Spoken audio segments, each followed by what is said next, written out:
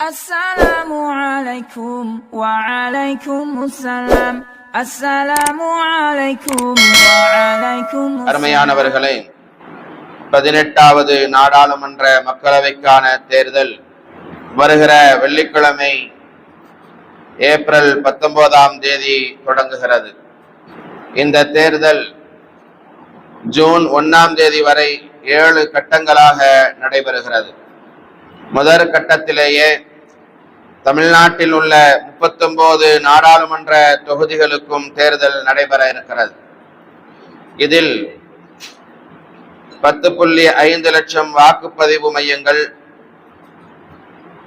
1.5 கோடி தேர்தல் அதிகாரிகள் மற்றும் பாதுகாப்பு அதிகாரிகள், 55 லட்சம் EVM இயந்திரங்கள் மற்றும் 4 லட்சம் வாகனங்கள் பயன்படுத்தப்பட இருக்கின்றன. வாக்குகள் ஜூன் 4ஆம் தேதி எண்ணப்பட்டு அன்றே தேர்தல் முடிவுகளும் வெளியிடப்படும். தேர்தல் ஆணையத்தின் தரவுகளின்படி இந்தியாவில் 97 கோடி பதிவு செய்யப்பட்ட வாக்காளர்கள் இருக்கிறார்கள். இதில் 49.7 கோடி ஆண் வாக்காளர்களும் 47.1 கோடி பெண் வாக்காளர்களும் இருக்கிறார்கள். 48,000 மூன்றாம் பாலினத்தவர்கள் வாக்காளர்களாக பதிவு செய்திருக்கிறார்கள். 20 முதல் 29 வயதில் இருக்கிற 19.74 கோடி இளைய வாக்காளர்கள் இந்த தேர்தலில் வாக்கு செலுத்த இருக்கிறார்கள். மேலும் 85 வயதை கடந்த 82 லட்சம் வாக்காளர்களும் 100 வயதை கடந்த 2.18 லட்சம் வாக்காளர்களும் நாடாளுமன்ற தேர்தலில் வாக்களிக்க போகிறார்கள். 88 லட்சம் மாற்றுத்திறனாளிகள் பதிவு செய்யப்பட்ட வாக்காளர்களாக இருக்கிறார்கள். இந்த தேர்தலில் 18 முதல் 19 வயது நிரம்பிய 1.8 கோடி இளைஞர்கள் வாக்களிக்க இருக்கிறார்கள். இதில் 85 லட்சம் பெண் வாக்காளர்களும் அடங்குவார்கள். இந்த தேர்தலிலும் இந்த புதிய வாக்காளர்களின் பங்கு முக்கியமானதாக இருக்கும் என்று கருதப்படுகிறது. 1951 நம்முடைய நாட்டில் முதல் தேர்தல் நடைபெற்றது. அதில் 17 கோடி வாக்காளர்கள் இருந்தனர். இதில் 85% பேருக்கு எழுத படிக்க தெரியாது. அவர்களுக்காகவே வாக்குச்சீட்டில் வேட்பாளர்களின் பெயருக்கு அருகில் தேர்தல் சின்னம் அச்சிடப்பட்டது. இன்று வாக்காளர்களின் எண்ணிக்கை 97 கோடியாக உயர்ந்திருக்கிறது.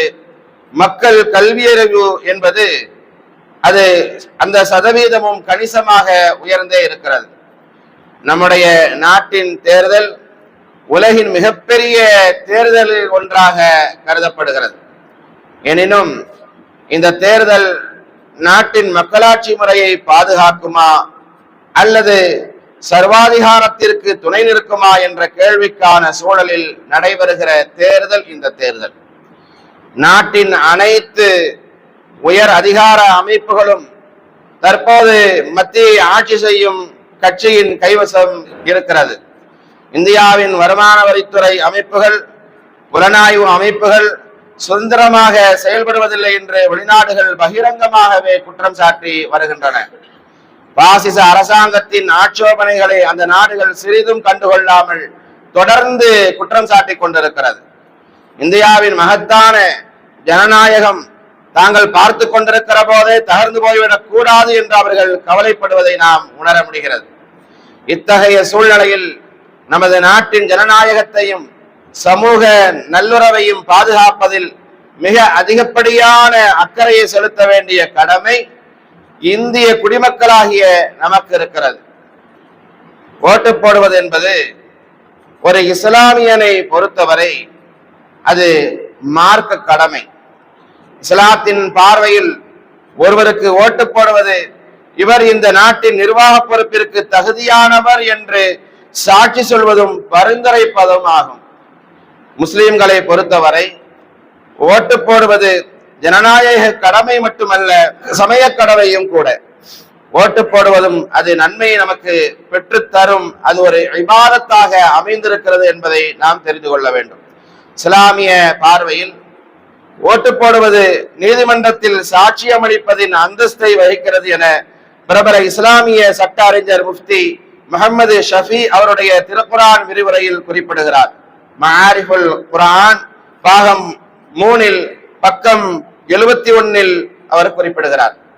சூரத்துல் மாயிதாவினுடைய 8வது வசனத்தில் அல்லாஹ் தஆலா சொல்லுவான், யா அய்யுஹல்லதீன ஆமனூ கூனூ கவ்வாமீன லில்லாஹி ஷுஹதா பில் கிஸ்த் வலா யஜ்ரிமன்னகும் ஷனானு கௌமின் அலா அல்லா தஅதிலு யஅதிலு ஹுவ அக்ரபு லித்தக்வா வத்தகுல்லாஹ் இன்னல்லாஹ கபீரும் பிமா தஅமலூன். யா அய்யுஹல்லதீன ஆமனூ, ஈமான் கொண்ட விசுவாசிகளே, கூனு கவ்வாமீன லில்லாஹி ஷுஹதா பில் கிஸ்த், நியாயத்தை நிலைநாட்டுவதற்காக அல்லாஹ்வுக்கு நீங்கள் உறுதியான சாட்சியாக இருங்கள். வலா யஜ்ரிமன்னகும் ஷனானு கௌமின் அலா அல்லா தஅதிலு, எந்த ஒரு கூட்டத்தார் மீதும் நீங்கள் கொண்டுள்ள அந்த வெறுப்பு நீதியோடு நடந்து கொள்ளாமல் இருக்கவங்களை தூண்ட வேண்டாம். யஅதிலு ஹுவ அக்ரபு லித்தக்வா, நீதி செலுத்துங்கள், இதுவே தக்வாவுக்கு பயபக்திக்கு மிக நெருக்கமாகும். வத்தகுல்லாஹ் இன்னல்லாஹ கபீரும் பிமா தஅமலூன், அல்லாஹ்வுக்கு அஞ்சுங்கள், நிச்சயமாக அல்லாஹ் நீங்கள் செய்பவற்றை எல்லாம் நன்கு அறிந்தவனாக இருக்கிறான். அருமையானவர்களே, திருக்குர்ஆன் போதிக்கிற ஷஹாதா சாட்சியம் அளித்தல், ஷஃபாஅத் சான்றளித்தல், வக்காலத் ஒப்புவித்தல் ஆகிய 3 தார்மீக கடமைகளின்படியும் ஓட்டளிப்பது முஸ்லிம்களின் கடமை என அவர் குறிப்பிடுகிறார். ஒன்றாவது, சாட்சியை நிறைவேற்றுவது எப்படி கடமையோ அதுபோல ஓட்டளிப்பதும் கடமையாகும். தேர்தல் நாளை விடுமுறை நாள் என்று கருதி சும்மா இருந்துவிடக் கூடாது. படித்தவர்களும் பணவசதி படைத்தவர்களும் வரிசையில் நின்று வாக்களிப்பதை சிரமமாக இன்றைக்கு கருதுகிற ஒரு சூழ்நிலையை நாம் பார்க்கிறோம். அப்படி சும்மா இருக்கக்கூடாது. ஆனந்த விகடன் பத்திரிகையில் முன்னாள் தேர்தல் கமிஷனருடைய ஒரு அருமையான பேட்டியை காண முடிந்தது. அடுத்த 5 வருடத்திற்கு அரசியல் நடத்துவது யார் என்பதை தீர்மானிக்க சக்தியை நமது விரல் நுனிக்கும் இந்திய ஜனநாயகம் வழங்கி இருக்கிறது. சினிமா தியேட்டர்ல கூட்டம் இருக்கிறது என்பதற்காக நாம் எப்போதாவது திரும்பி வந்திருக்கிறோமா என்று கேட்கிறார். தடுப்பூசி போடும் இடத்தில் கூட்டம் இருக்கிறது என்பதற்காக வேண்டி நாம் ஊசி போடாமல் திரும்பி வருகிறோமா என்று கேட்டுவிட்டு 5 வருடங்களை தீர்மானிக்கும் வேலைக்காக 5 மணி நேரம் கூட காத்து கிடக்கலாம் என்பதாக அந்த பேட்டியில் அவர் பதிவு செய்கிறார். முஸ்லிம்களை பொறுத்தவரை நாட்டிற்கு சரியான ஆட்சியாளரை அடையாளம் காட்ட சாட்சி சொல்கிறோம் என்ற நீயத்தோடு வரிசையில் நிற்கிற ஒவ்வொரு நிமிடமும் அது நமக்கு நன்மைகளை பெற்றுத்தரும் என்கிற அந்த எண்ணம் நமக்கு இருக்க வேண்டும். நபிகள் பெருமானார் ஸல்லல்லாஹு அலைஹி வஸல்லம் அவர்கள் சொன்னார்கள், இன்னமல் அஅமாலு பின்னியாத், செயல்கள் அனைத்தும் எண்ணங்களை பொறுத்தே அமைகின்றன என்பதாக நபிகள் பெருமானார் ஸல்லல்லாஹு அலைஹி வஸல்லம் அவர்கள் சொன்னார்கள். நிச்சயமாக அல்லாஹ் நமக்கான வெற்றியை, நமக்கான கூலியை தருவான் என்கிற எண்ணத்தோடு நாம் நிற்கிற போது நிச்சயம் அதிலே நமக்கு நன்மை இருக்கிறது. சும்மா முகம் கழுவினால் அது சுத்தம் மட்டும் தான். ஆனால் அதே நேரத்தில் ஒழு செய்கிறோம் என்கிற எண்ணத்தோடு நீயத்தோடு நாம் அந்த முகத்தை கழுவுகிற போது அது ஒரு நன்மை தரக்கூடியதாக இபாதத்தாக மாறிவிடுகிறது இல்லையா? அது போலத்தான் சிலர் என் ஒரு ஓட்டினால் என்ன ஆகிவிடப் போகிறது என்று நினைக்கிறார்கள். கண்ணியத்திற்குரியவர்களே, கள்ள ஓட்டு போடுபவர்களுக்கு இந்த எண்ணம் தான் வாய்ப்பளிக்கிறது என்பதை நாம் மறந்துவிடக் கூடாது. 100 பேர் இப்படி நினைத்தால் ஒரு நல்ல வேட்பாளர் தோற்று போய் விடுவார் என்பதை நாம் கருத்தில் கொள்ள வேண்டும். ஒரு ஓட்டின் முக்கியத்துவம் என்ன என்பதை அரசியல்வாதி அவர் புரிந்து வைத்திருக்கிறார். அதனால்தான் அவர் சந்து பொந்துகளில் புகுந்து கூட ஓட்டு கேட்கிற நிலைகளை நம்மால் பார்க்க முடிகிறது. இரண்டாவது, சாட்சியை நிறைவேற்ற எப்படி கூலி வாங்கக்கூடாதோ அதே போல ஓட்டுக்கு காசு பொருள் ஆகியவற்றை கொடுத்தாலும் வாங்கக்கூடாது, கேட்கவும் கூடாது என்பதை நாம் கவனத்தில் வைக்க வேண்டும். இந்திய ஜனநாயகத்திற்கு ஏற்பட்டுள்ள மிகப்பெரிய பாதிப்பு 200க்கும் 500க்கும் மக்கள் தங்களது ஓட்டுகளை விற்று வருவதுதான் என்பதை நாம் கவனத்தில் கொள்ள வேண்டும். பணத்துக்கும் பிரியாணி பொட்டலத்துக்கும் மதுபானத்திற்கும் வாக்குகளை அடகி வைக்கக்கூடிய அந்த நிலை இனியும் தொடரக்கூடாது என்பதை கவனத்தில் வைக்க வேண்டும். எனது வாக்கு அது விற்பனைக்கு அல்ல, அது எனது வாக்கு அது விற்பனைக்கு அல்ல என்பதை ஒவ்வொரு அரசியல்வாதிக்கும் பொட்டிலடித்தாற் போல் புரிய வைக்க வேண்டிய கடமை என்பது ஒவ்வொரு இஸ்லாமியர்களுக்கும் இருக்கிறது. ஒரு வாக்கை விற்பது 5 வருடங்களை விற்பதற்கு சமமான வேதனை. அந்த 5 வருட ஆட்சியில் தவறு ஏதும் நிகழ்ந்தால் வாக்கை சரியாக பயன்படுத்தாத நாமும் தான் அதற்கு பொறுப்பு என்பதை நாம் கவனத்தில் வைக்க வேண்டும். அதிலும் குறிப்பாக ஒரு முஸ்லிமை பொறுத்தவரை அவன் ஹலால் ஹராமை பேணி தன்னுடைய வாழ்க்கையை அமைத்துக் கொள்ள வேண்டும். புனிதமான ரமலானுடைய மாதத்தை நாம் சந்தித்தோம், அதில் தொழுதோம், இபாதத்துகள் செய்தோம், அல்லாஹ்விடத்திலே மனமுருகி நாம் துஆ செய்தோம். நம்முடைய அமல்கள் ஏற்றுக்கொள்ளப்பட வேண்டுமானால், நம்முடைய துஆக்கள் அங்கீகரிக்கப்பட வேண்டுமானால், அல்லாஹ்விடத்தில் மனமுருகி கேட்ட அந்த துஆக்கள் நமக்கு கிடைக்க வேண்டுமானால் நம்மிடத்தில் ஹராம் கலந்து கொள்ளாமல் இருக்க வேண்டும் என்று மார்க்கம் நமக்கு சொல்லி தருகிறது. இதில் என்ன இருக்கிறது? நம்ம காசு தானே, எப்படி இருந்தாலும் நம்ம போடக்கூடியவங்களுக்கு தான் போட போறோம், வர்ற வரைக்கும் லாபம் வாங்கிக் கொள்வோம் என்பதாக சொல்லி நாம் வாங்குகிறோம் என்று சொன்னால், ஒரு இஸ்லாமியர்களாக முஸ்லிம்களாக இருக்கக்கூடிய மக்கள் அது ஹராமா ஹலாமா ஹராமா ஹலாலா என்பதை ஒவ்வொரு கட்டத்திலும் பார்த்துதான் தங்களுடைய வாழ்க்கையை அமைத்துக் கொள்ள வேண்டும் என்கிற போது, இது எங்களுக்காக கொடுத்து விட்ட பணம், இது எங்களுக்கு தான் சேரணும் என்கிற என்ன ஒரு சாக்கு போக்கை நீங்கள் சொன்னாலும் கூட, நீங்கள் பணம் வாங்கினீர்கள் என்று சொன்னால் அதை நான் வாங்கி வேற ஆளுக்கு தான் கொடுப்பேன், நான் செலவழிக்க மாட்டேன் என்று எத்தனை காரணங்களை சொன்னாலும் அது ஹராம் ஹராம் தான். அப்படி அந்த ஹராம் நம்முடைய உடம்பிலே கலந்து விடுகிற போது, அந்த ஹராமை வாங்குவதற்கு ஒரு காரணமாக நாம் இருக்கிறோம் என்கிற போது நம்முடைய அமல்கள் ஏற்றுக்கொள்ளப்படாமல் போய்விடும். நம்முடைய துஆக்களை அல்லாஹ் தஆலா அங்கீகரிக்க மாட்டான் என்பதில் அதிகமாக ஒரு முஸ்லிம் யாரும் வாங்கிட்டு போறாங்க, ஒரு முஸ்லிம் அதில் அதிகமாக கவனம் செலுத்த வேண்டும் என்பதை இந்த நேரத்தில் நாம் ஞாபகப்படுத்திக் கொள்ள வேண்டும். மூன்றாவது, பொய் சாட்சி சொல்லக்கூடாது என்றால் கள்ள ஓட்டு போடக்கூடாது என்று அதற்கு பொருளாகும். பொய் சாட்சி எப்படி நீதியை தடுமாற வைத்து விடுமோ அதுபோல கள்ள ஓட்டு அது அரசியலை தடுமாற செய்துவிடும். நான்காவது, ஜாதி இன மத அடிப்படையில் தப்பான வேட்பாளரை தேர்வு செய்துவிடக் கூடாது. தங்களுடையவர்கள் நம்ம ஆளுப்பாவரு என்பதாக சொல்லி சாட்சியில் பிறழ்தல் கூடாது என்பது இஸ்லாத்தின் கடுமையான அறிவுரையாக அமைந்திருக்கிறது. அவர் ஏன் ஆளு, நம்ம இனத்தை சார்ந்தவர், அவருக்கு போடாம வேற யாருக்கு போடுறது என்பதாக சொல்லி அங்கே நேர்மைக்கு தவறாக நடக்கப்படும் என்று சொன்னால் அதை கடுமையாக இஸ்லாம் சாடுகிறது. சூரத்துல் நிசாவினுடைய 135வது வசனத்தில் அல்லாஹ் தஆலா சொல்கிறான், வலவ் அலா அன்ஃபுசிக்கும் அவில் வாலிதைனி வல் அக்ரபீன், உங்களுக்கோ அல்லது உங்கள் பெற்றோருக்கோ அல்லது நெருங்கிய உறவினர்களுக்கோ விரோதமாக இருந்தாலும், நான் செய்யறது அவங்களுக்கு பிடிக்கலன்னு இருந்தாலும் சரி, அல்லாஹ்வுக்காகவே நீங்கள் சாட்சி கூறுபவர்களாக இருங்கள், நீங்கள் அநீதம் இழைத்து விடாதீர்கள் என்பதாக இந்த வசனத்தில் அல்லாஹ் தஆலா குறிப்பிடுகின்றான். தங்களுடையவர், அவர் நம்ம ஆளு என்பதற்காக தப்பானவர்களை ஆதரிப்பது இனவெறி என்று மார்க்கம் கூறுகிறது. அது அழிவிற்கு வழிவகுக்கும் என்றும் மார்க்கம் எச்சரிக்கிறது. அருமையானவர்களே, ஏன் இந்த பாசிச ஆட்சி மீண்டும் வந்துவிடக் கூடாது, அது ஏன் இனியும் நம்முடைய நாட்டில் ஆட்சியை தொடரக்கூடாது என்று சொன்னால், மீண்டும் ஆட்சிக்கு வந்தால் அவர்கள் சொல்லுகின்ற காரணங்களில் சொல்கின்ற வார்த்தைகளில் ஒன்று, மீண்டும் ஆட்சிக்கு வந்தால் குடியுரிமை திருத்த சட்டத்தை முழுமையாக அமல்படுத்துவோம் என சொல்லி இருக்கிறார்கள்.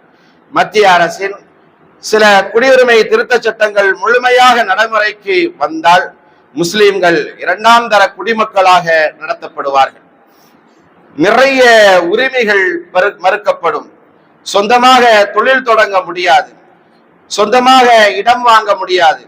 இஸ்லாமிய அடிப்படையில் திருமணங்களை நடத்தி கொண்டிருக்கிறோமே, அதற்கு முற்றுப்புள்ளி வைக்கப்பட்டுவிடும். மஸ்ஜிதுகள் மதரசாக்கள் புதிதாக கட்டுவதற்கு அனுமதி மறுக்கப்படும். சிஏஏ சட்டம் மூலம் ஒருவர் இந்தியர் அல்ல என்று நிரூபிக்கப்பட்டு விட்டால் அவரது வீடு, தொழில் நிறுவனங்கள் அனைத்தும் முடக்கப்படும்.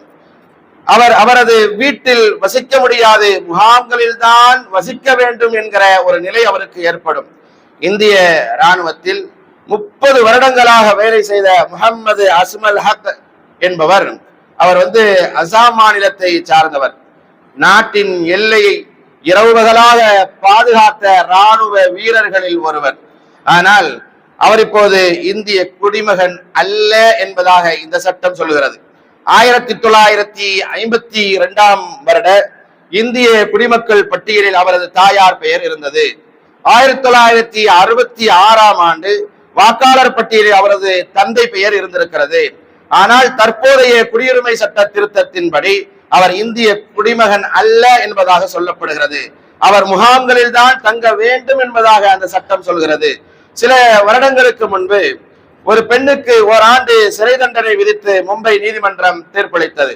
சட்டவிரோதமாக வங்கதேசத்தில் இருந்து இங்கு குடியேறி இருக்கிறார் என்று அவர் மீது குற்றம் சாட்டியதுடன் அந்த பெண்ணினுடைய ஆதார், பான் கார்டு ஆகியவை இருந்தும் அவை இந்தியர் என்று நிரூபிப்பதற்கான ஆதாரம் இல்லை என்பதாக நீதிமன்றம் தீர்ப்பளித்து விட்டது.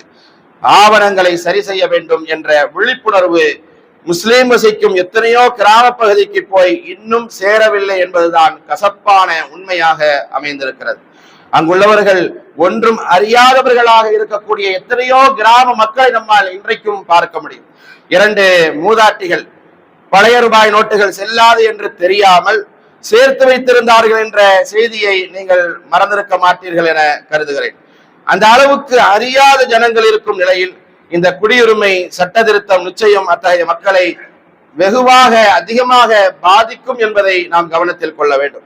முடிந்தவரை நாம் அந்த மக்களுக்கு இந்த தகவலை தெரிவிக்க பாடுபட வேண்டும் என்பதை கவனத்தில் வைக்க வேண்டும்.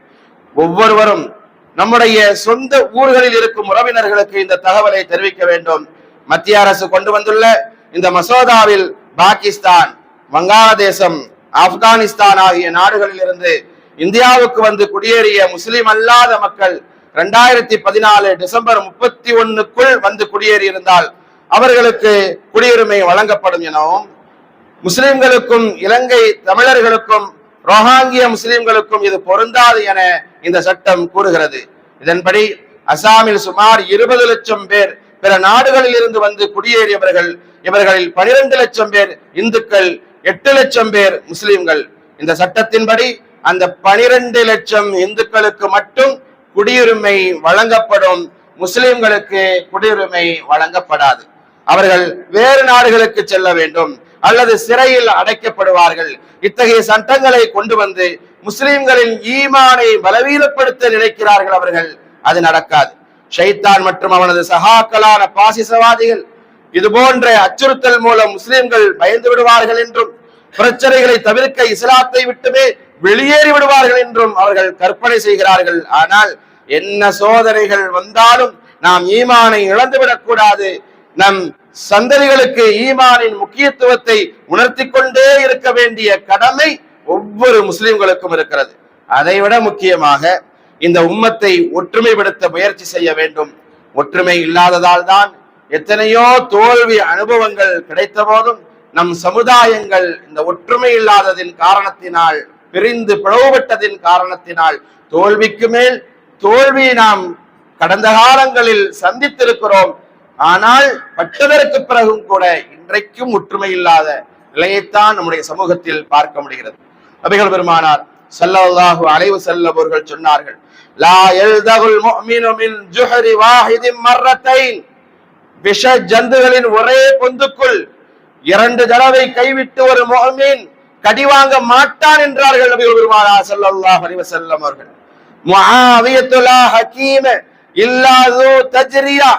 அனுபவம் என்ற மருத்துவரை விட மிக பெரும் மருத்துவர் இல்லை என்றார்கள் நபிகள் பெருமானார் ஸல்லல்லாஹு அலைஹி வஸல்லம் அவர்கள். எத்தனையோ அனுபவங்களை சந்தித்ததற்கு பிறகும் கூட இன்றும் நமக்கு புத்தி வராமல் தான் இருக்கிறது. ஒரு தடவை ஒரு பொந்துக்குள் கையை விட்டு அங்கிருக்கும் பூச்சி கடித்த பின் மற்றொரு முறை முஃமின் அங்கேயே திரும்பவும் கையை விட்டு கடிவாங்க மாட்டான், சுதாரித்துக் கொள்வான் என்பது இதனுடைய மேலோட்டமான கருத்தாக இருந்தாலும் பல்வேறு விஷயங்களுக்கு இது பொருந்தக்கூடியதாக அமைந்திருக்கிறது. ஒரு தடவை ஏமாந்தவன் இன்னொரு தடவை அவன் ஏமாற மாட்டான். ஒரு தொழிலில் ஒரு தடவை ஈடுபட்டு நஷ்டத்தை சந்தித்தவன் மற்றொரு தடவை அதே தொழில் போய் விழுந்து நஷ்டத்தை சந்திக்க மாட்டான். ஒரு புத்திசாலி அப்படி இருக்க மாட்டான். இன்னொரு தடவையும் அதே முறையில் அந்த தொழிலில் அவன் நஷ்டத்தை சந்திக்கக்கூடிய விதத்தை அவன் நடந்து கொள்ள மாட்டான். ஒருவனிடம் காசு கொடுத்து ஏமாற்றப்பட்ட பின்பும் மீண்டும் அவனிடமே காசு கொடுத்து ஒருவன் புத்திசாலியாக இருக்கக்கூடியவன் அவன் ஏமாற மாட்டான் என்பது போன்ற பல்வேறு விளக்கங்கள் இந்த ஹதீஸிற்கு உண்டு. அருமையானவர்களே, நம்மில் சிலருக்கு எவ்வளவுதான் பட்டாலும் புத்தி வராது என்பது போன்று வழக்கம் போல இந்த முறையும் முஸ்லிம் கட்சிகளில் சில பிரிந்து பிரிந்து நிற்கிற ஒரு சூழ்நிலையை நாம் பார்க்கிறோம். இலகுவாக எதிரிகளை ஜெயிக்க வைக்கும் யுக்தி எப்போதும் போல இன்றைக்கும் இந்த தேர்தலிலும் நடைபெற்றுக் கொண்டுதான் இருக்கிறது. ஓட்டுக்கள் பிரிந்தால் என்ன நடைபெறும் என்பதற்கான ஒரே ஒரு உதாரணம் உங்களுக்கு முன்னால் வைக்கிறேன். ராஜஸ்தான் மாநிலத்தில் ஒரே வார்டில் 6 முஸ்லிம்கள் கவுன்சிலர் பதவிக்கு போட்டியிட்டார்கள். முதல் நபர் பெயர் ஹயாத் கான். இவர் வாங்கிய ஓட்டுகள் எத்தனை தெரியுமா? 32. இரண்டாவது ரசூல் கான். இவர் வாங்கிய ஓட்டுகள் 75. மூணாவது முஷரப் அலி. இவர் வாங்கிய ஓட்டுகள் 184, எல்லா முஸ்லிம்கள். நாலாவது அக்பர் காசி. இவர் வாங்கிய ஓட்டுகள் 239. ஐந்தாவது மன்ஷி கான். இவர் வாங்கிய ஓட்டுகள் 378. இவர்கள் எல்லோருடைய ஓட்டுகளையும் இணைத்தால் மொத்தம் வருகிற கூட்டுத்தொகையை நாம் பார்த்தால் 1406 ஓட்டுகள் வாங்கியிருக்கிறார்கள். இந்த ஒரே இடத்தில் இத்தனை இஸ்லாமியர்கள் என்று வாங்கிய மொத்த ஓட்டுகள் எத்தனை?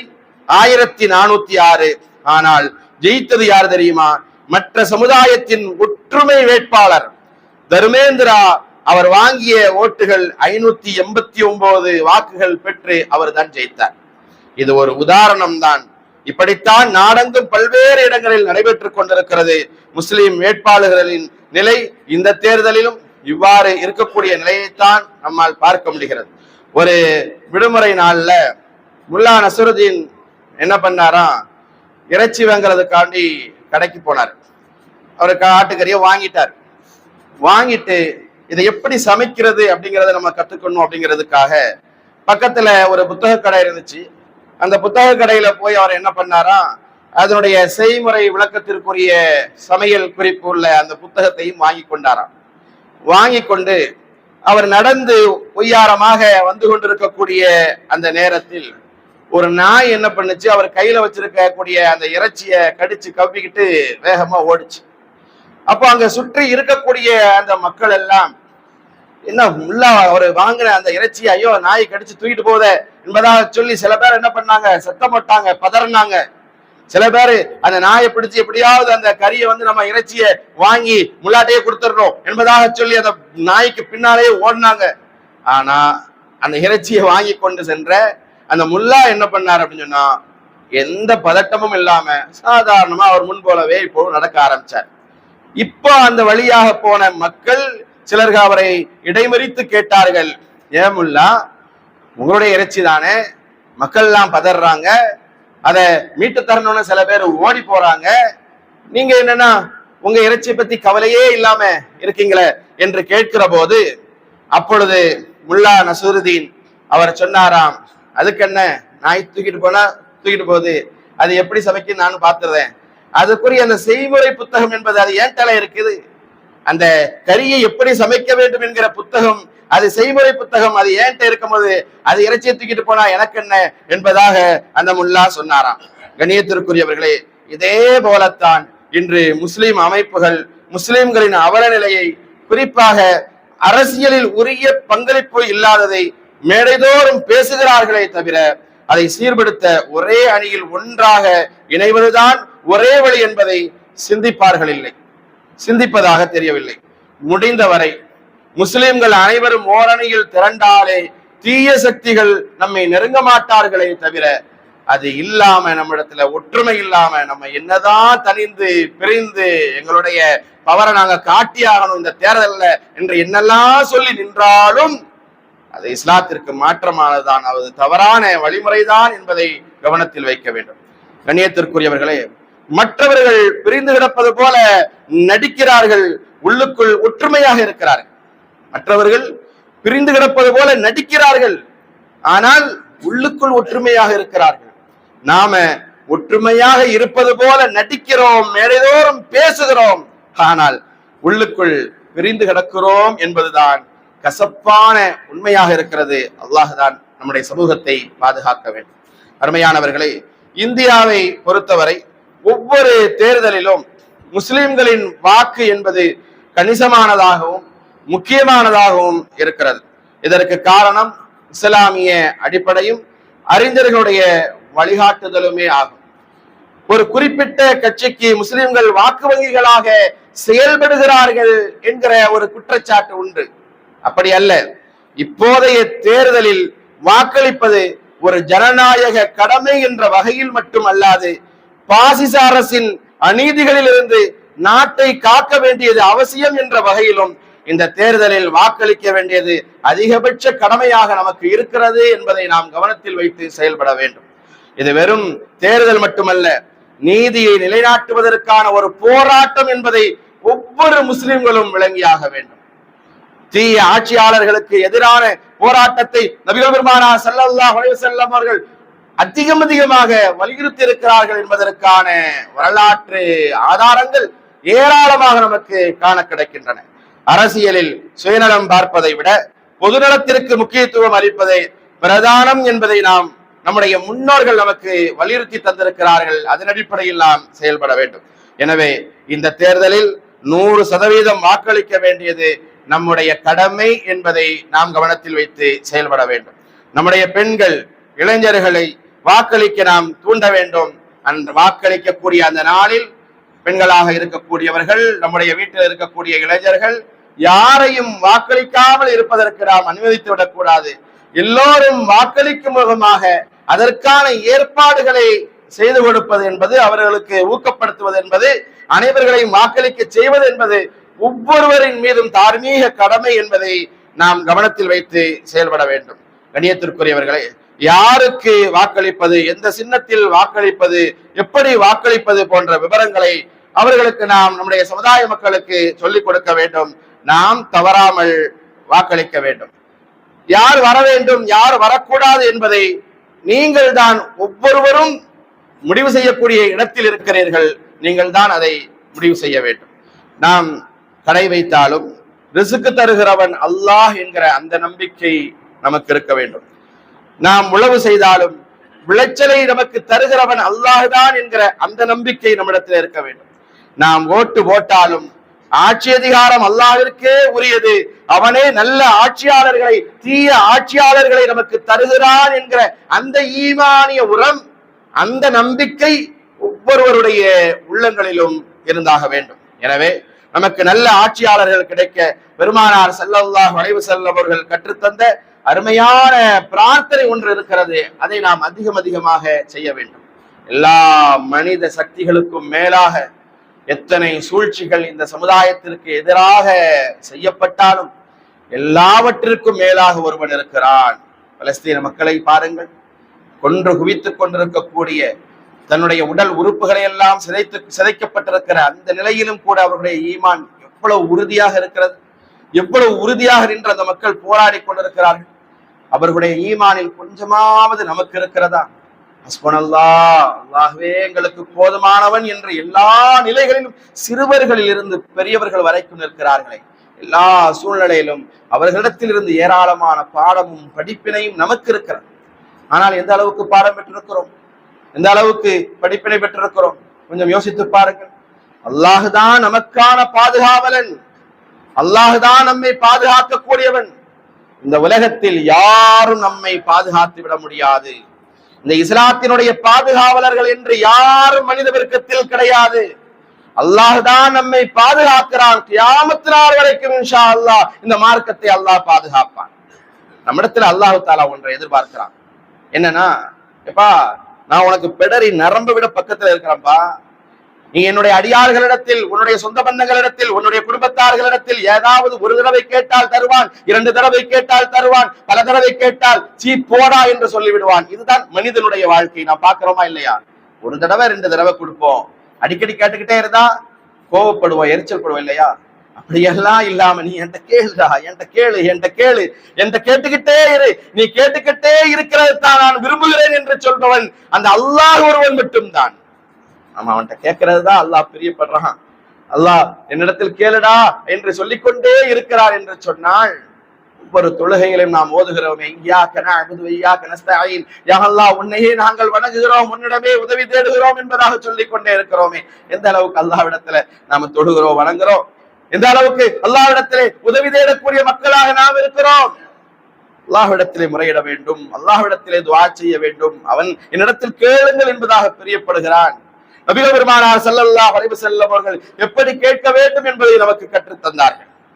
கேளுங்கள் நீங்கள் அல்லாஹ்விடத்தில், அல்லாஹும்ம லா துஸல்லித் அலைனா மன் லா யகாஃபுக வலா யர்ஹம்னா பிரஹ்மத்திக யா அர்ஹமர் ராஹிமீன். அல்லாஹும்ம லா துஸல்லித் அலைனா மன் லா யகாஃபுக வலா யர்ஹம்னா பிரஹ்மத்திக யா அர்ஹமர் ராஹிமீன் என்பதாக அல்லாஹ்விடத்தில் நீங்கள் கேளுங்கள் என்பதாக நபிகள் பெருமானார் ஸல்லல்லாஹு அலைஹி வஸல்லம் அவர்கள் நமக்கு சொல்லித் தருகிறார்கள். யா அல்லாஹ், உனக்கு பயப்படாத, எங்களின் மீது இரக்கம் காட்டாத ஆட்சியாளர்களை எங்களின் மீது நீ சுமத்தி விடாதே ரஹ்மானே என்பதாக நீங்கள் துஆ செய்யுங்கள் என்பதாக நபிகள் பெருமானார் ஸல்லல்லாஹு அலைஹி வஸல்லம் அவர்கள் நமக்கு சொல்லித் தருகிறார்கள் என்கிற போது, இந்த நேரத்தில், இந்த சமயத்தில் இந்த துஆவை நாம் அதிகமாக செய்வதற்கு கடமைப்பட்டிருக்கிறோம். நமது நாட்டின் தற்போதைய சூழல் மிக மோசமாக இருக்கிறது. மத்தியில் ஆட்சியில் இருப்பவர்கள் எல்லா விதமான திகிடுத்தனங்களையும் நீதிமன்றங்களின் அனுமதியோடு நிறைவேற்றிக் கொள்கிற அதிகாரத்தையும் சாணக்கியத்தனத்தையும் இன்றைக்கு பெற்றிருக்கிற ஒரு சூழ்நிலையை நாம் பார்க்கிறோம். இந்த தேர்தலில் அந்த சக்திகளின் தீய திட்டங்கள் வென்றுவிடக் கூடாது என்பதை நாம் கவனத்தில் வைக்க வேண்டும். அடுத்த வாரம் வெள்ளிக்கிழமை 19ஆம் தேதி வாக்களிக்கும் நாள். எனவே நேரத்தோடு அனைவரும் சென்று நாம் வாக்களித்து விட வேண்டும், தாமதித்து விடக் கூடாது. அடுத்த வாரம் வெள்ளிக்கிழமை ஜும்மாவினுடைய நாளாக இருக்கிறது. அன்னைக்குதான் வாக்களிக்கக்கூடிய நாளாகவும் இருக்கிறது. ஜும்மாவுடைய நாள்ல ஜும்மா இருக்கிறது என்பதற்காக நம்முடைய வேலைகள் எல்லாம் முன்னரே செய்யக்கூடிய பழக்கம் நமக்கு இருக்குது இல்லையா? அதனால வாக்களிக்க வேண்டிய பொறுப்பு அன்றைக்கு இருக்கிறது, அன்றுதான் ஜும்மாவுடைய தினமாக இருக்கிறது என்பதனால் நாம் தாமதம் கூடாது. அந்த தொழுகிற நேரம் வரைக்கும் நம்ம லேட் பண்ண கூடாது, அப்புறம் போட்டுக்கலாம் என்பதாக சொல்லி மாலை நேரம் வரைக்கும் நம்ம கொண்டு போக கூடாது, கூட்டத்தை பொருட்படுத்த கூடாது, இப்ப போகலாமே அப்ப போகலாமே என்று நாம் எண்ணாமல் எல்லோரும் வாக்களிக்க நாம் அழைத்து செல்ல வேண்டும். நம்முடைய வீட்டில் இருப்பவர்களை அழைத்து செல்ல வேண்டும். யாருக்கெல்லாம் வாக்களிக்கக்கூடிய அந்த உரிமை இருக்கிறதோ அவர்கள் அனைவர்களும் அங்கே அழைத்து செல்லப்பட வேண்டும். யாருடைய ஓட்டும் அது மிஸ் ஆகிவிடக் கூடாது. எல்லோருடைய ஓட்டும் யாருக்கு போட வேண்டுமோ அவர்களுக்கு சரியாக நாம் போற்றுவிட வேண்டும். அதில் தான் நம்முடைய எதிர்ப்பை நாம் காட்டியாக வேண்டும். அது இல்லாமல் அவர்கள்ட்ட சண்டை போட்டோ வேற விதமா எதிர்ப்பை தெரிவித்தோ எந்த பயனும் இல்லை. ஓட்டிலே உங்களுடைய கோபத்தை, எதிர்ப்பை நீங்கள் தெரியப்படுத்துங்கள். நேரங்காலத்தோட நீங்க போயிட்டீங்கன்னு சொன்னா அவர்கள் சூழ்ச்சி செய்யக்கூடியவர்களாக இருக்கிறார்கள். நாம் பார்க்கிறோம், எத்தனையோ பல திட்டங்கள் வைத்திருக்கலாம், சூழ்ச்சிகளுக்கு மேல் சூழ்ச்சிகளை இன்றைக்கு செய்து கொண்டிருக்கிற நிலையை பார்க்கலாம். நம்மை நாம் தான் பாதுகாத்துக் கொள்ள வேண்டும். நம்முடைய பிள்ளைங்க உள்ள இருப்பாங்க, அந்த தொழுகையுடைய நேரத்துல வெளியே வரக்கூடிய ஒரு சூழ்நிலைகள் ஏற்படும் வரும். எனவே நம்முடைய பிள்ளைங்க இருக்கிற அந்த நேரத்திலேயே நாம அவர்கள் அவருடைய வாக்குச்சாவடிகளுக்கு சென்று விட வேண்டும். தன்னுடைய பெயர்கள் இருக்கிறதா என்று நீங்கள் சரிபார்த்திருப்பீர்கள். உங்களுக்கான அந்த வாக்குச்சாவடிகளுக்கு நீங்கள் சென்று வருகின்ற வெள்ளிக்கிழமை அந்த ஜும்மாவுக்கு முன்னாலேயே வாக்கு செலுத்துகின்ற அந்த கடமையை நாம் முடித்து விட வேண்டும். அதில் சுணக்கம் கூடாது என்பதை உங்களுடைய கவனத்திற்கு நான் தருகிறேன். எல்லாவற்றிற்கும் மேலாக அல்லாஹ்விடத்திலேயே நம்முடைய துஆவை, முறையீட்டை நாம் வைக்க வேண்டும். தாயிஃபில் நபிகள் பெருமானார் ஸல்லல்லாஹு அலைஹி வஸல்லம் அவர்கள் மிகப்பெரிய சோதனையை சந்தித்தார்கள். நமக்கெல்லாம் தெரியும். சிறியவர்களும் பெரியவர்களும் சேர்ந்து கொண்டு நபிகள் பெருமானார் ஸல்லல்லாஹு அலைஹி வஸல்லம் அவர்களை கடும் வார்த்தைகளால் பேசினார்கள். கற்களை கொண்டு எரிந்து காயப்படுத்தினார்கள். ரத்தம் சொட்ட சொட்ட நபிகள் பெருமானார் ஸல்லல்லாஹு அலைஹி வஸல்லம் அவர்கள் நிற்கிற அந்த சமயத்தில் அல்லாஹ்விடத்தில் தன்னுடைய இயலாமையை நபிகள் பெருமானார் ஸல்லல்லாஹு அலைஹி வஸல்லம் அவர்கள் வெளிப்படுத்தினார்கள், துஆ செய்தார்கள். அல்லாஹ்விடத்தில் நபிகள் பெருமானார் ஸல்லல்லாஹு அலைஹி வஸல்லம் அவர்கள் முறையிட்ட அந்த முறையீடு எப்படி இருந்ததோ அந்த சூழ்நிலையில் தான் நாம் இப்பொழுது இருந்து கொண்டிருக்கிறோம். அல்லாஹ்விடத்திலேயே முறையிடக்கூடியவர்களாக இருக்கிறோம். நபிகள் பெருமானார் ஸல்லல்லாஹு அலைஹி வஸல்லம் அவர்கள் அல்லாஹ்விடத்திலே துஆ செய்தார்கள். اللهم إليك أشكو ضعف قوتي وقلتي حيلتي وهواني على الناس يا أرحم الراحمين. யா அல்லாஹ் மற்றவர்கள் சூழ்ச்சி செய்வது போல யா அல்லாஹ் இந்த மக்கள், இந்த எதிரிகள், இந்த மக்கள் எனக்கு அவர்கள் சூழ்ச்சி செய்வது போல எங்களுக்கு எந்த சூழ்ச்சியும் எங்களுக்கு தெரியாது ரஹ்மானே. அவர்கள் சூழ்ச்சி செய்கிறார்கள் ரஹ்மானே, அந்த எதிரிகள் சூழ்ச்சி செய்கிறார்கள் ரஹ்மானே, அதே போல எங்களுக்கு சூழ்ச்சி செய்ய தெரியவில்லை ரஹ்மானே. எங்களின் இயலாமையை உன்னிடத்திலேயே நாம் உங்கள் முறையிடுகிறோம் ரஹ்மானே. இஸ்லாமிய சமூகமாக இருக்கக்கூடிய நாம் எத்தனையோ பாவங்கள் நம்மிடத்திலே இருக்கிறது, எத்தனையோ ஒற்றுமை பேணப்பட வேண்டும் என்பதாக மார்க்க நமக்கு சொல்லித் தருகிறது. ஆனால் பிரிந்து நிற்கிறோம். அல்லாஹ்வினுடைய கடமைகள், கட்டளைகள் எத்தனையோ நமக்கு முன்னால் நபிகள் பெருமானார் ஸல்லல்லாஹு அலைஹி வஸல்லம் அவர்களால் வைக்கப்பட்டிருக்கிறது. அதை மீறி நிற்கிறோம். பெருநாளினுடைய இரவிலும் கூட புனிதமான ரமலான் மாதம் முடிந்ததற்கு பிறகு ஸ்பீக்கர்களை, மைக்குகளை போட்டுக்கொண்டு நம்முடைய இளைய சமுதாயத்தை சார்ந்தவர்கள் ஆபாசமான பாட்டுகளை ஒலிக்கவிட்டு ஆட்டமும் பாட்டமும் நடைபெற்றுக் கொண்டிருக்கிற ஒரு சமுதாய மக்களாக நாம் இருக்கிறோம் என்கிற போது, இது போன்று ரமலானுடைய மாதத்திலேயே மதுவை குடித்துக் கொண்டிருக்கக்கூடிய ஆபாச பெண்களோடு சல்லாபித்துக் கொண்டிருக்கிற எத்தனையோ நிலைகளை நம்முடைய சமுதாயத்தில் இன்றைக்கு பார்த்துக் கொண்டிருக்கிறோம். ஹராமான வட்டி போன்ற காரியங்களில் ஈடுபட்டுக் கொண்டிருக்கிற சமுதாய மக்களை நாம் பார்க்கிறோம். எத்தனையோ இஸ்லாத்திற்கு மாற்றமான காரியங்கள் நம்முடைய சமூகத்தில் நடைபெற்றுக் கொண்டிருக்கிறது. பாவங்கள் அதிகமாகிக் கொண்டிருக்கிறது. அல்லாஹு தஆலா நம்முடைய பாவங்களின் காரணத்தினால் அநியாயக்கார ஆட்சியாளரை நம் மீது சாட்டிவிடக் கூடாது. இன்றைக்கு எந்த பிள்ளைக்காக நாம் சம்பாதித்துக் கொண்டிருக்கிறோமோ, எனக்கு 2-3 வீடுகள் இருக்கிறது என்பதாக பெருமையாக பேசிக் கொண்டிருக்கிறோமோ, அந்த வீடுகள் கடைசி வரைக்கும் நமக்கு சொந்தமானதாக இருக்க வேண்டாமா? நம்முடைய பிள்ளைகள் அவர்களுக்காக வேண்டி சம்பாதிக்கிறோமே, அந்த சம்பாதித்த அந்த பணம் நம்முடைய பிள்ளைகளுக்கு போய் சேர வேண்டாமா? எல்லாவற்றுக்கும் முற்றுப்புள்ளி வைக்கிற நிலையில் இன்றைக்கு அரசியலுடைய நிலைமை இருக்கிறது என்கிற போது நபிகள் பெருமானார் ஸல்லல்லாஹு அலைஹி வஸல்லம் அவர்கள் அந்த தாயினுடைய நிலையிலிருந்து, தாயினுடைய ஊரிலிருந்து வந்த அந்த சமயத்தில் தன்னுடைய இயலாமையை வெளிப்படுத்தினார்கள். அல்லாஹ்விடத்தில், யா அல்லாஹ், என்னுடைய இயலாமையை நான் வெளிப்படுத்துகிறேன். அவர்கள் எல்லாம் சூழ்ச்சி, எவ்வளவோ சூழ்ச்சி செய்கிறார்கள், நான் சூழ்ச்சி செய்ய தெரியாதவனாக இருக்கிறேன் யா அல்லாஹ் என்பதாக அல்லாஹ்விடத்திலே முறையிட்டு தன்னுடைய இயலாமையை வெளிப்படுத்தினார்கள் நபிகள் பெருமானார் ஸல்லல்லாஹு அலைஹி வஸல்லம் அவர்கள். அதே போல நம்முடைய இயலாமை அல்லாஹ்விடத்திலே மன்றாடி வெளிப்படுத்தி பாவ மன்னிப்பு கேட்டு, யா அல்லாஹ், எங்களுக்கு நீதமான ஆட்சியாளர்களை கொடு ரஹ்மானே, நாங்கள் செய்த பாவத்தின் காரணத்தினால் எங்களுக்கு தண்டனையை, ஆட்சியாளர்களை கொடுத்து விடாதே ரஹ்மானே என்று அதிகமாக நாம் துஆ செய்வதற்கு கடமைப்பட்டிருக்கிறோம். அல்லாஹ் சுப்ஹானஹு வ தஆலா எல்லாவித சக்திகளும் ஆற்றல்களும் பெற்றவனாக இருக்கிறான். அவனுடைய குதரத்தை வெளிப்படுத்த விரும்பினால், அவன் நாடினால் அவனை மீறிய சக்தி எதுவும் கிடையாது என்கிற அந்த நம்பிக்கை நம்முடைய உள்ளத்திலே ஆணித்தரமாக இருந்து விட வேண்டும். நம்முடைய ஈமான் ரொம்ப பலகீனமாக இருக்குது. நாம என்ன நினைக்கிறோம்? இப்படியாவும் தான், என்ன பண்றது, இப்படித்தான் நாம பேசிக்கிட்டு இருக்கிறோம். ஈமான்ல ரொம்ப பலகீனமாக இருக்கிறோம். நபி யூனுஸ் அலைஹிஸ்ஸலாத்து வஸலாம் அவர்கள் நடுக்கடலிலே மீனினுடைய வயிற்றிலே சிக்கி தவிக்கிற பொழுது, லா இலாஹ இல்லா அன்த சுப்ஹானக இன்னி குன்து மினல் ஸாலிமீன் என்று அல்லாஹ்விடத்திலே மன்றாடினார்களே, தஸ்பீஹ் செய்தார்களே. அந்த மீன் வயிற்றிலிருந்து நபி யூனுஸ் அலைஹிஸ்ஸலாத்து வஸலாம் அவர்களை, அந்த கடலினுடைய இருளிலிருந்து நபி யூனுஸ் அலைஹிஸ்ஸலாத்து வஸலாம் அவர்களை அல்லாஹ் பாதுகாக்கவில்லையா? அந்த அல்லாஹ் நம்மை பாதுகாத்து விட மாட்டானா? நபி இப்ராஹிம் அலைஹிஸ்ஸலாத்து வஸலாம் அவர்கள் நெருப்பு குண்டத்தை தூக்கி வீசப்பட்ட போது, அந்த நபி இப்ராஹிம் அலைஹிஸ்ஸலாத்து வஸலாம் அவர்களை அந்த நெருப்பு குண்டம் அதால் கரிக்க முடிந்ததா, எரிக்க முடிந்ததா? அல்லாஹ் தஆலா குளிர்ச்சியானதா அதை ஆக்கி கொடுத்தாரா இல்லையா? நபி இப்ராஹிம் அலைஹிஸ்ஸலாத்து வஸலாம் அவர்களை பாதுகாத்த அந்த அல்லாஹ் நம்மை பாதுகாக்க மாட்டானா? தொட்டிலே குழந்தையாக ஈசா அலைஹிஸ்ஸலாத்து வஸலாம் அவர்கள் கிடக்கிற போது, மரியம் அலைஹிஸ்ஸலாத்து வஸலாம் அவர்கள் மிகப்பெரிய துன்பத்தில், சிக்கலில் இருக்கிற அந்த நேரத்தில் அந்த குழந்தையை, தொட்டில் கிடக்கிற குழந்தை, அதை பேச வைத்தான் அல்லாஹ் சுப்ஹானஹு வ தஆலா. அந்த குழந்தை பேசியதன் மூலமாக மரியம் அலைஹிஸ்ஸலாத்து வஸலாம் அவருடைய சிரமங்களை, கஷ்டங்களை அல்லாஹ் தஆலா அந்த குழந்தையை பேச வைத்து போக்கினாரா இல்லையா? அந்த அல்லாஹ் தானே நமக்கும் இருக்கிறான். நம்முடைய கஷ்டங்களை, சிரமங்களை, நம்முடைய முறையீட்டை அல்லாஹ் தஆலா கேட்டுக்கொண்டுதானே இருக்கிறான். நம்முடைய சிரமங்களை அந்த அல்லாஹ் தஆலா போக்க மாட்டானா? மூசா அலைஹிஸ்ஸலாத்து வஸலாம் தன்னுடைய கையில் இருக்கக்கூடிய அந்த அசாவை, தடியை கொண்டு அந்த கடலிலே அடித்தார்கள். பல பாகங்களாக, பாதையாக அது மாறியது. அப்பொழுது மூசா அலைஹிஸ்ஸலாத்து வஸலாம் அவர்களையும் அவருடைய கூட்டத்தார்களையும் அந்த அநியாயக்கார ஆட்சியாளன் ஃபிரௌனிடத்திலிருந்து அல்லாஹ் பாதுகாத்தானா இல்லையா? அப்படி அந்த ஃபிரௌனை அழித்து பிரானுடைய அநியாயக்கார ஆட்சியாளரிடமிருந்து அந்த மூசா அலைஹிஸ்ஸலாத்து வஸ்ஸலாம் அவர்களையும் அவருடைய கூட்டத்தார்களையும் பாதுகாத்த அல்லாஹ் எப்படி பிரானுடைய அந்த அநியாயக்கார ஆட்சியாளர்களிடமிருந்து அல்லாஹ் அவர்களை பாதுகாத்தானோ, பிரானிடமிருந்து எப்படி பாதுகாத்தானோ, அதே போல அநியாயக்கார ஆட்சியாளர்களிடமிருந்து அல்லாஹ் நம்மை பாதுகாப்பதற்கு அவனே போதுமானவனாக இருக்கிறான் என்று சொல்லி அல்லாஹ்விடத்திலே நாம் அதிகமாக துஆ செய்ய கடமைப்பட்டிருக்கிறோம். அல்லாஹ் தௌஃபீக்கை தந்து அருள்பாலிப்பானாக. நம்முடைய இந்திய திருநாட்டில் நல்ல ஆட்சியாளர்களை அல்லாஹ் ஏற்படுத்தி தருவானாக. அல்லாஹும்ம லா துஸல்லித் அலைனா மல்லா யகாஃபுக வலா யர்ஹம்னா.